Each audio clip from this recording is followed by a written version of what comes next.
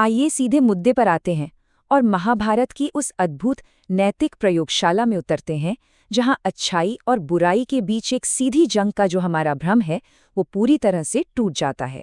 अक्सर हम इन महाकाव्यों को बिल्कुल ब्लैक एंड व्हाइट नज़रिए से देखते हैं ना, लेकिन सच तो ये है कि यहाँ नैतिकता कोई सीधी लकीर नहीं है। ये एक ऐसा कड़ा परीक्षण है जहाँ हमारे आदर्श और कड़वी सच्चाई लगातार आपस में टकराते रहते हैं।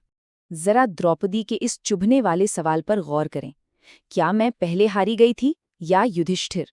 ये सिर्फ एक वाक्य नहीं है, बल्कि इस महाकाव्य के सबसे बेचैन करने वाले क्षणों में से एक है। ये सवाल तुरंत ही नैतिकता के उस भयानक संकट को लाकर खड़ा कर देता है जिसका कोई सीधा या आसान जवाब किसी के पास नहीं है।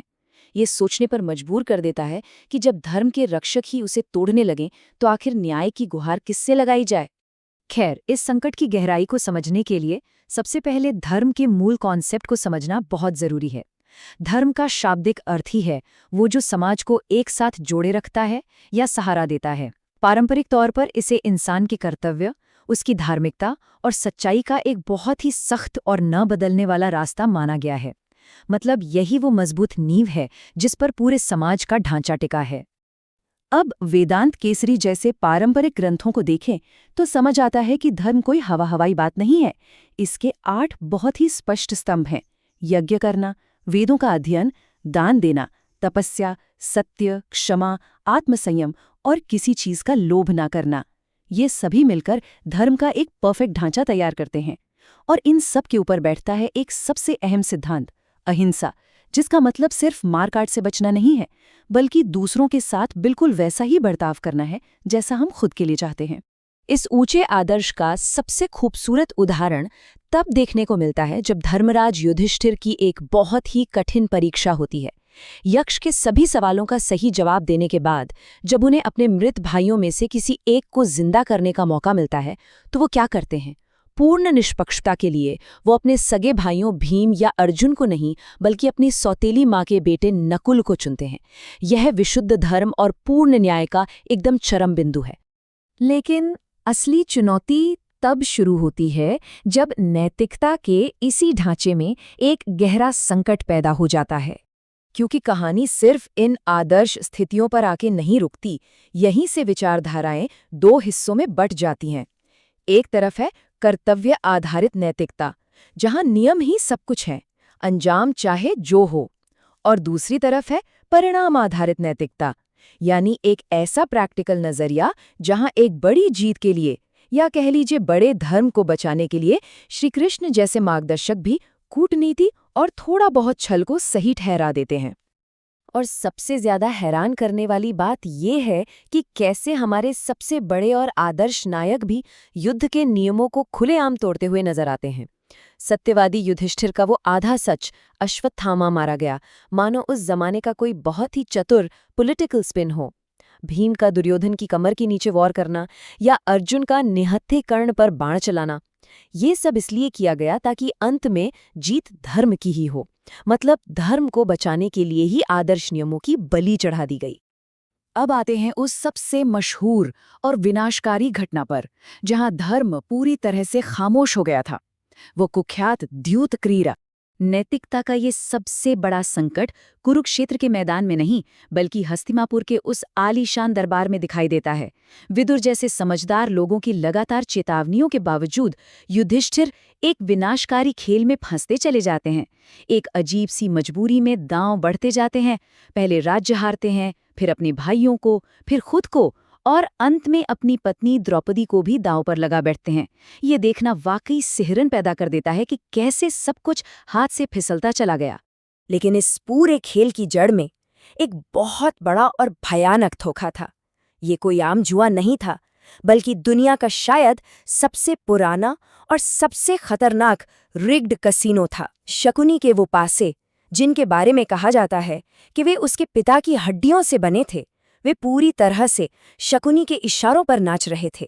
ये खेल नहीं, बल्कि बदले की आग में रचा गया एक ऐसा चक्रव्यूह था जिसने पांडवों की सोचने समझने की ताकत को पूरी तरह अंधा कर दिया था।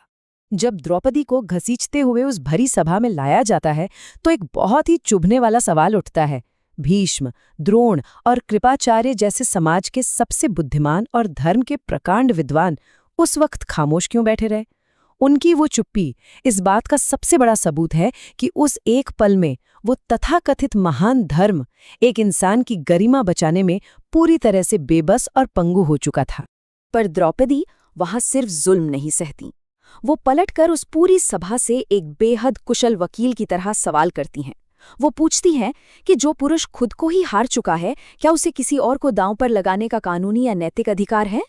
क्या पति होने का मतलब पत्नी को अपनी जागीर समझना है? धोखे से पाई गई जीत को क्या सच में जीत कहा जा सकता है? ये सवाल सिर्फ एक महारानी का दर्द नहीं थे, बल्कि उस वक्त की पूरी कानूनी और पितृसत्तात्मक व्यवस्था की जड़ों को हिला देने वाला एक बौद्धिक प्रहार थे। और यहीं से हमारा ध्यान एक बहुत ही दिलचस्प पहलू की ओर जाता है। महिलाएं, जो नैतिकता और ज्ञान की सच्ची प्राधिकारी बनकर उभरती हैं। द्रौपदी के उन तीखे सवालों से एक बात बिल्कुल साफ हो जाती है कि पुरुषों की चुप्पी और नैतिक पतन के बीच ये महिला पात्र ही हैं जो असल में नैतिक तर्क की सच्ची आवाज हैं। अरिमानोकू जर्नल जैसे अकादमिक रिसर्च भी इस बात पर मुहर लगाते हैं कि इस महाकाव्य में महिलाएं कोई बेचारी या मूक दर्शक नहीं हैं। वे असल में एपिस्टेमिक अथॉरिटीज हैं, यानी वे ज्ञान की वो प्रामाणिक अधिकारी हैं जिन्हें धर्म और न्याय की सच्ची समझ है और जो उसकी मुखर व्याख्या करती हैं। इस सूची को देखिए, इनका योगदान कितना अभूतपूर्व है। सत्यवती ने कुरु वंश को बचाने के लिए बेहद कड़े और अप्रत्याशित फैसले लिए। कुंती ने धर्म और कर्तव्य की उलझनों में पांडवों का सटीक मार्गदर्शन किया। गांधारी ने बिना किसी डर के अपने पति के अंधे मोह और बेटे के अन्याय की कड़ी आलोचना की। और सावित्री ने तो अपने ज्ञान और तर्कों से साक्षात मृत्यु के देवता तक को अपने परिवार का भविष्य लौटाने पर मजबूर कर दिया। ये सभी महिलाएं उस दौर के पितृसत्तात्मक नियमों को सीधे तौर पर चुनौती देती हैं। इसी के साथ ग्रंथों के बहुत ही सूक्ष्म विश्लेषण से एक और दिलचस्प बात सामने आती है। चीरहरण के वक्त द्रौपदी की रक्षा असल में किसने की? मूल पाठ के संकेत बताते हैं कि यह स्वयं धर्म था जिसने उन्हें सुरक्षित किया। और इस कथा में साक्षात धर्म का अवतार कौन था? विदुर। कई शोधकर्ताओं का मानना है कि ये बाद में जोड़ा गया कोई जादुई चमत्कार नहीं था, बल्कि यह धर्म रूपी विदुर का प्रभाव और एक तरह का सामाजिक हस्तक्षेप था जिसने उस संकट में द्रौपदी की रक्षा की। तो इन सब घटनाओं को देखकर हम जिस अंतिम निष्कर्ष पर पहुंचते हैं वो है धर्म की बेहद गहरी सूक्ष्मता। ये सारे धोखे, युद्ध के टूटते नियम और दरबार में गूंजते महिलाओं के सवाल, ये सब मिलकर साबित करते हैं कि धर्म कोई सीधा साधा गणित का फॉर्मूला नहीं है। द्रौपदी के सवालों के जवाब में पितामह भीष्म का यह कहना कि धर्म बहुत सूक्ष्म है, इस पूरी चर्चा का निचोड़ है। धर्म परिस्थितियों के हिसाब से बदलता है। इसे एक कठोर रूल बुक की तरह हर स्थिति में आंख बंद करके लागू नहीं किया जा सकता। और अंततः ये पूरा विश्लेषण हमें एक बहुत ही बेचैन करने वाले और गहरे विचार के साथ छोड़ जाता है। जब आपके सामने मौजूद हर एक रास्ता खामियों से भरा हो, जब कोई भी विकल्प पूरी तरह से सही न लगे, तो इंसान ऐसे नैतिक भंवर से कैसे निकले? ऐसी स्थिति में असल में धर्म किसे कहा जाएगा? जरा इस पर विचार कीजिए, क्योंकि ये सवाल सिर्फ किसी प्राचीन कहानी का नहीं, बल्कि हमारे आज के समाज, राजनीति और रोजमर्रा के जीवन का भी उतना ही बड़ा सच है। इस सफर में हमारे साथ जुड़ने के लिए बहुत बहुत धन्यवाद।